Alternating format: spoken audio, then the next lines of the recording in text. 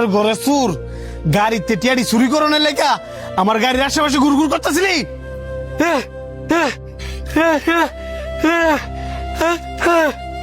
ওমা সুরে দিয়ে আবার মায়ের খাওয়াতে বাসনের লেখা বুবার অভিনয় করে। তোর গাড়ির টাকা চুরি করছে কিনা তুই আগে আর চেক করস না? ঠিক কইছস।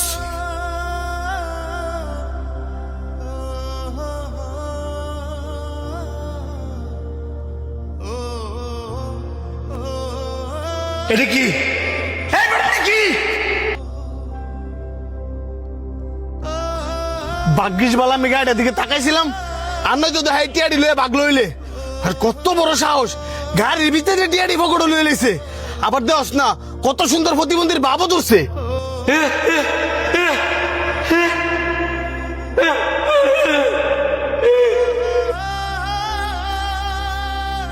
দেখছস দেখছস এই সুরের অভিনয়ের মধ্যে ধরা পড়ছে। হ্যাঁ একবার কি নিছি আর একবার কি নিছি না। ক ক কত জিটিয়াগুলো কেন চুরি করছস ক হ্যাঁ কত বড় সাহস। হ্যাঁ আমার গাড়িতে টিয়া চুরি করিয়া আবার আমার গায়ে হাত তুলছে। ধরে রে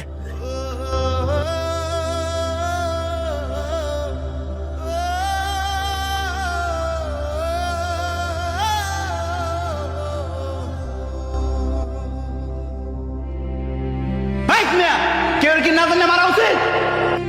না জানি মারছি মানে সুরের হয়ে সাফাই গেতে নেছেন। এই মেয়ে আপনি না জানেন না যে কি করছে। আমি সবই জানি।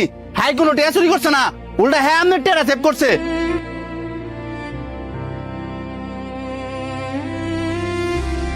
সেভ করছে মানে উল্টা দিয়ে হাই টিয়া গুলা গাড়িতে চুরি করিয়া হেয়ার পকেটের ভিতরে পড়ছে। আমি তো এই টিয়া গুলা হেয়ার পকেটে দিয়ে পাইলাম।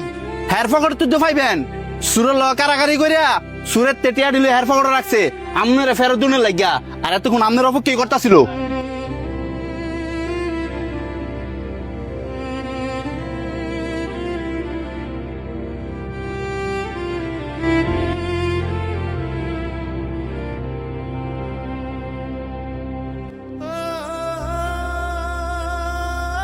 তুমি কি সত্যি বোবা?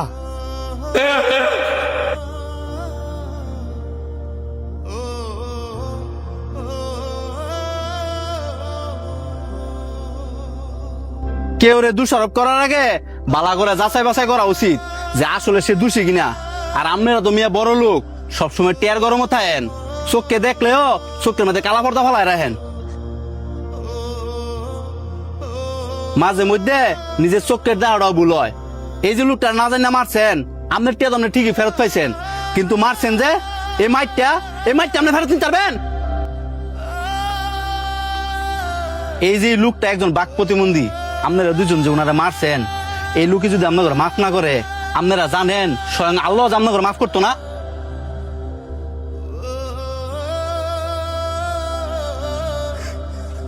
ভাই বাইরে তুই আঙ্গুরে মাফ করে দে।